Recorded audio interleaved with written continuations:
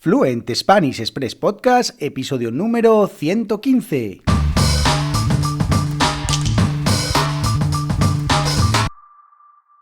Muy buenos días, esto es Fluent Spanish Express Podcast, el podcast para aprender todo el español que no te enseñan los libros. Todos los días, de lunes a viernes, un nuevo episodio donde comparto contenidos, con consejos, con recursos y recomendaciones para llevar vuestro español al siguiente nivel. Y hoy es lunes 15 de noviembre de 2021, episodio, como decía, número 115 de Fluent Spanish Express Podcast. Y, como cada lunes, me encantan estos programas, vuestras preguntas son las protagonistas. Ya sabéis, preguntas que podéis enviarme a través del correo electrónico podcast@fluentespanish.express. Mi nombre es Diego Villanueva, soy profesor de español y director de la Academia Online de Español Fluent Spanish Express. ¿Quién no conoce Fluent Spanish Express a estas alturas? En www.fluentespanish.express. Allí podéis encontrar contenidos con lecciones para aprender y mejorar vuestra fluidez hablando español, lecciones de cultura, de costumbres, de expresiones que utilizamos los nativos, en vídeo, en audio, en texto y además actividades en las lecciones. 2 nuevas lecciones cada semana, 8 lecciones nuevas cada mes y además muchas más novedades que os iré contando. Porque la semana pasada en Fluent Spanish Express han pasado muchísimas cosas, ha sido una semana muy intensa y no voy a dedicar el programa de hoy a contarlas todas porque, claro, si no estaría todo el programa y hoy quiero responder vuestras preguntas que me habéis enviado. Así que a lo largo de toda esta semana os iré contando qué ha estado pasando o qué pasa en Fluent Spanish y os voy a contar simplemente que esta semana ha habido 2 nuevas lecciones. Una videolección sobre estereotipos españoles. He empezado la serie de personajes que puedes encontrarte en la sociedad española. En este caso he hablado de una figura muy española que es el cuñao. Así que si os apetece saber un poquito más sobre esto, ya sabéis, en www.fluentespanish.express. Y además he publicado una audiolección en la que explico la diferencia sobre el uso entre los pronombres interrogativos qué y cuál. Así que, bueno, pues esas son 2 novedades en cuanto a contenido. Además, el viernes hemos hecho la primera reunión, la primera quedada, la primera conversación, por Google Meet entre los suscriptores de la membresía. Hemos estado hablando un rato sobre, presentándonos, hablando un poquito sobre lo que nos gustaría aprender, cosas que poner en marcha dentro de la membresía. Y ha habido novedades el fin de semana. He estado trabajando todo el fin de semana para presentar ya ayer la primera novedad de la que os hablaré pues en algún programa de esta semana. Así que, si queréis saber más, ya sabéis, www.fluentespanish.express. Y además, he decidido que a partir de ahora voy a empezar a leer alguna de las reseñas que me estáis dejando en iTunes, en Apple Podcast.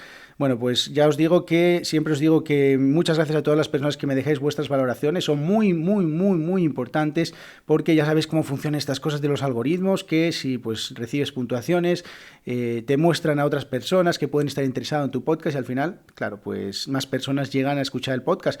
Y esta semana he recibido algunas reseñas muy buenas, muy interesantes y he decidido que las voy a empezar a leer.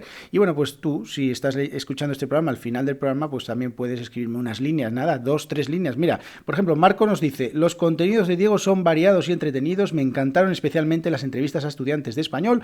Muchas gracias por este podcast. Muchas gracias, Marco, a ti por tomarte el tiempo, un minuto, en escribirme esta reseña, en darme las 5 estrellas. Muchísimas gracias. Y a todos vosotros, si estáis escuchando, ya podéis hacer lo mismo. Muchas gracias. Así que vamos ya con este episodio de hoy. Tenemos 3 preguntas como cada lunes y la primera pregunta la envía Marta desde Alemania y dice: buenos días, Diego, ¿cómo estás? Muchas gracias por tu podcast, me encanta, has publicado episodios sobre errores de estudiantes que hablan inglés, francés y creo que polaco, cuando uno de alemán. Muchas gracias, Marta, desde Alemania. Marta, te cuento que, para no hacerlo siempre todas las semanas 4 episodios de errores, he decidido que poco a poco, quizás cada semana vaya haciendo uno de estos y es cierto que tengo ya varias profesoras de español que viven en Alemania o que tienen muchos estudiantes alemanes que ya están trabajando en preparar un episodio especial para las personas que hablan como lengua nativa el alemán. Así que sí, lo tengo en mente. También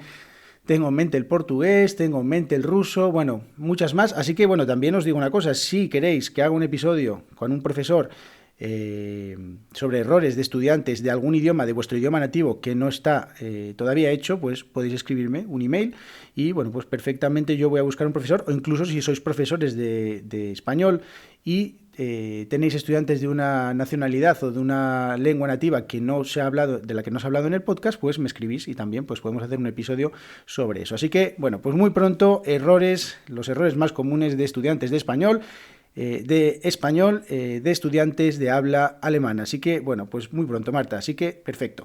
Muy bien, vamos con la segunda pregunta que dice Mateus desde Brasil. Dice, hola Diego, me encantó el episodio de las muletillas. Bueno, a mí también. ¿Son las mismas para todas las personas? Gracias. Bueno, en este episodio de las muletillas, si os fijáis, el título era las 10 muletillas que más utilizo. O sea, son 10 muletillas después de un largo e intenso o una larga e intensa investigación sobre mí mismo, viendo un poco, analizando un poco mi lenguaje, pues esas eran las 10 muletillas que yo más utilizaba.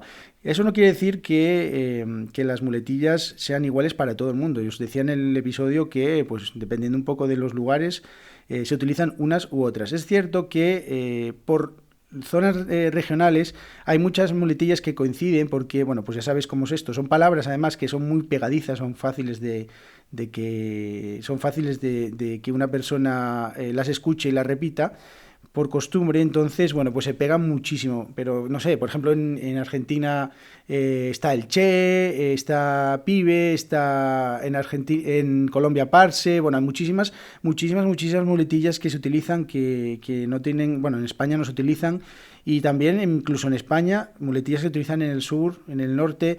No sé, de verdad que depende mucho de cada persona. Yo tengo muchas muletillas que seguramente utilizan muchísimas personas, la mayoría, porque son muy normales, muy comunes, pero os digo que depende un poquito de cada persona. Así que no todas las personas utilizamos las mismas muletillas y seguramente vosotros como estudiantes de español, que también tendréis vuestras muletillas, no utilizáis las mismas que todo el mundo. Así que os lanzo un guante y, bueno, pues analizar un poquito cómo habláis el español y pensar cuáles son las muletillas que utilizáis cuando habláis, ¿vale?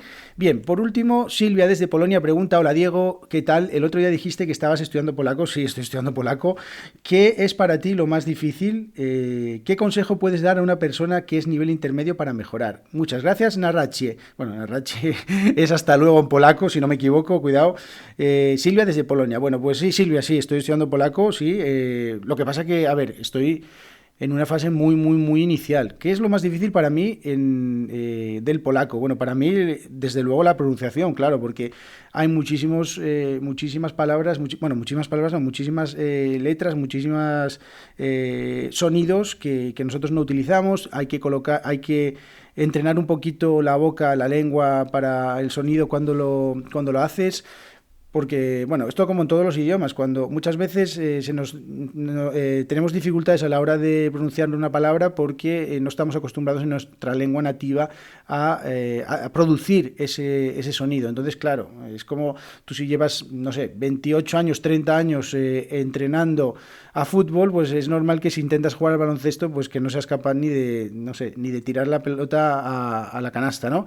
Entonces, claro, ¿cuál es la dificultad? Eso, las conjugaciones, porque si muchas veces los estudiantes se quejan de que en España, en español, en castellano, tenemos muchas conjugaciones, pues imaginaos en polaco que se conjugan hasta las ciudades, o sea, como en ruso. Para mí eso es una locura, ¿no? No saber si tengo que decir la ciudad, el nombre de una ciudad de una manera o de otra.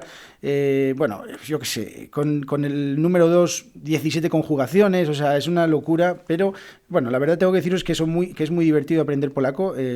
No sé hasta qué punto llegaré, pero la verdad que me gusta, así que está bien.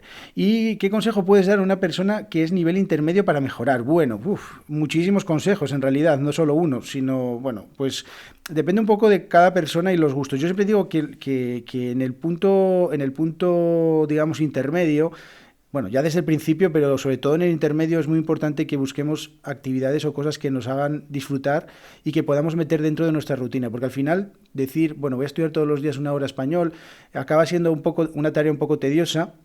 Y entonces yo te recomiendo que a ti y a todas las personas que busquéis cosas que os gusten, por ejemplo, no sé, ver películas, ver series, que es lo que os dice todo el mundo, pero al final es un poco algo que le gusta hacer a casi todo el mundo y bueno, lo puedes hacer en tu idioma natal, en este caso, en tu idioma nativo, en este caso en polaco, pero también lo puedes hacer en español. Así que hoy en día hay muchísimas más facilidades que hace años para encontrar contenidos de películas y todo esto.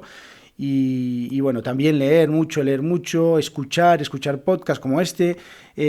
Particularmente este podcast, a muchas personas me dicen que les gusta porque hablo rápido, porque hablo como hablo normalmente, no estoy modulando mi velocidad, no estoy cambiando mi velocidad, cambiando las palabras, simplemente hablo como habla un nativo, con lo cual, bueno, pues cosas así son interesantes, canales de YouTube también, no tan enfocadas seguro a aprender el idioma, sino más bien a cosas que te gustan. Por ejemplo, si te gusta la cocina, puedes encontrar un canal de YouTube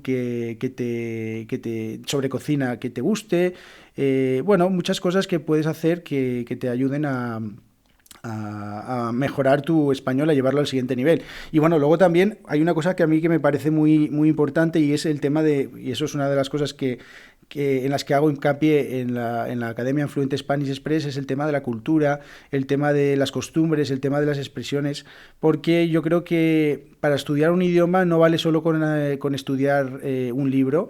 Eso ya me parece una cosa muy anticuada. Para ser de verdad una persona que domina un idioma o que tiene un nivel alto de un idioma, pues creo que hay que conocer también un poquito la cultura, hay que conocer un poquito cómo piensan las personas, cómo actúan las personas.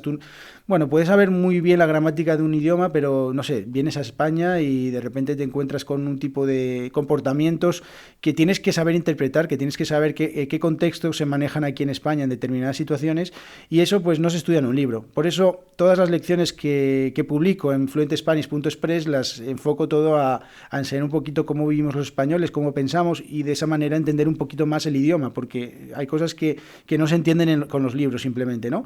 Y bueno, pues luego practicar mucho, no tener miedo a practicar, no tener miedo a cometer errores. Ya visteis en los episodios de los errores, que más o menos todos los estudiantes cometen muchísimos errores parecidos, o sea que no pasa nada. Además, cuando tú eres una persona que está aprendiendo un idioma y hablas con una persona nativa, pues normalmente esa persona agradece el esfuerzo y te ayuda, ¿no? Siempre se piensa eso de que si estoy hablando con una persona nativa, pues se va a reír de mí o va a pensar que no sé hablar. Al final, cuando yo escucho hablar, bueno, yo soy profesor y obviamente que desde luego que siempre estoy ayudando, pero yo conozco otras personas que, la mayoría, que cuando escuchan hablar a una persona no nativa intentar hablar, pues ayudan y son comprensivas y saben que esa persona pues no es su idioma natal, y entonces pues entonces, claro, lejos de pensar en qué mal habla esta persona, intentan entender, intentan comunicarse, intentan ayudar, y eso yo creo que es cuestión de practicar, no tener miedo. Desde luego que todos tenemos muchas veces esas inseguridades, pero yo creo que hay que intentar superarlas y bueno, pues practicar, porque al final es la única manera, practicar y hablar mucho, porque al final los idiomas se pueden aprender para muchas cosas, pero fundamentalmente se aprenden para comunicarse. Y eso es lo que tenemos que hacer, intentar comunicarnos. Así que, Silvia, espero que te ayuden estos consejos. Y bueno, pues si queréis ya haré algún episodio contando más cosas de este tipo. Así que, bueno, pues nos vemos en el próximo episodio. Muchísimas gracias a todos por vuestras valoraciones de 5 estrellas en iTunes, por seguir el podcast en Spotify, en Google Podcast, en vuestro podcatcher favorito. Y sobre todo, muchísimas gracias a las personas que os suscribís a la Academia en fluentespanish.express, con lecciones, ya sabéis, para aprender todo ese español que no os enseñan los libros. Esta semana os iré contando muchas más cositas, muchas novedades que están pasando dentro de la academia, y os invito a que os suscribáis. No cuesta nada, es muy poquito dinero, y estoy seguro de que os va a encantar, porque ahí dentro están pasando cosas muy, pero que muy interesantes. Nos vemos en el episodio de mañana. Que tengáis muy buen día. Adiós.